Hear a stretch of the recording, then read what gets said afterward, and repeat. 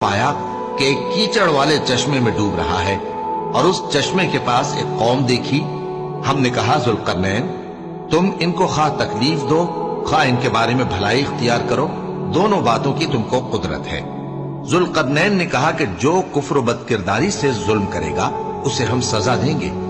پھر وہ اپنے پروردگار کی طرف لوٹایا جائے گا تو وہ بھی اسے بڑا عذاب دے گا، اور جو ایمان لائے گا اور عمل نیک کرے گا اس کے لیے بہت اچھا بدلہ ہے، اور ہم اپنے معاملے میں اس سے نرم بات کہیں گے۔ پھر اس نے ایک اور سامان سفر کیا، یہاں تک کہ سورج کے طلوع ہونے کے مقام پر پہنچا تو دیکھا کہ وہ ایسے لوگوں پر طلوع ہوتا ہے جن کے لیے ہم نے دھوپ سے بچاؤ کی کوئی اوٹ نہیں بنائی تھی۔ حقیقت یوں ہی تھی، اور جو کچھ اس کے پاس تھا ہم کو سب کی خبر تھی۔ پھر اس نے ایک اور سفر کا سامان کیا،